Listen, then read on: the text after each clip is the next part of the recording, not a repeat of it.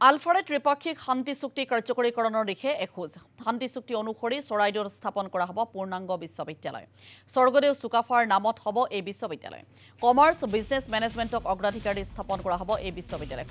বিশ্ববিদ্যালয়খনত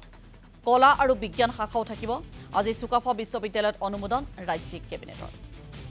আৰু ৰাজ্যিক কেবিনেটৰ আন এক সিদ্ধান্ত এই মুহূৰ্তত আমি আপোনালোকক জনাইছো আলফাৰে ত্ৰিপাক্ষিক শান্তি চুক্তি সেই চুক্তি কাৰ্যকৰীকৰণৰ দিশে আৰু এখোজ আগবাঢ়িছে শান্তি চুক্তি অনুসৰি চৰাইদেউত স্থাপন কৰা হ'ব এখন পূৰ্ণাংগ বিশ্ববিদ্যালয় স্বৰ্গদেউ চুকাফাৰ নামত এই বিশ্ববিদ্যালয়খন হ'ব আৰু ইয়াত কমাৰ্চ আৰু বিজনেছ মেনেজমেণ্টক অগ্ৰাধিকাৰ দি স্থাপন কৰা হ'ব বিশ্ববিদ্যালয়খনত কলা আৰু বিজ্ঞান এই দুইটা শাখাও থাকিব আজি চুকাফা বিশ্ববিদ্যালয়ত অনুমোদন জনালে ৰাজ্যিক কেবিনেটে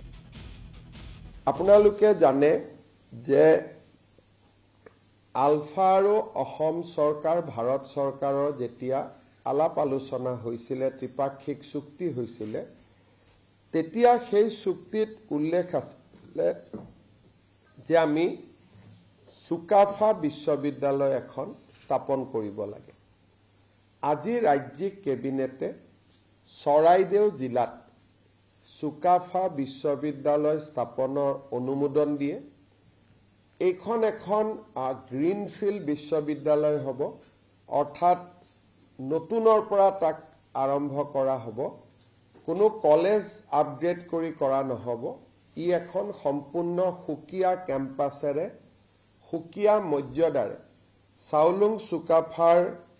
অসমৰ প্ৰতি থকা যিটো অৱদান তাক স্বীকৃতি দি এই বিশ্ববিদ্যালয়খন স্থাপন কৰা হ'ব আৰু এই বিশ্ববিদ্যালয়খন নৰ্মেল সাবজেক্টৰ উপৰিও সায়েন্স আৰ্টছৰ নৰ্মেল সাবজেক্ট থাকিব কিন্তু এই বিশ্ববিদ্যালয়খন মুখ্যতঃ কমাৰ্চ আৰু মেনেজমেণ্টৰ ষ্টাডিৰ কাৰণে আমি কমাৰ্চ বিজনেছ মেনেজমেণ্ট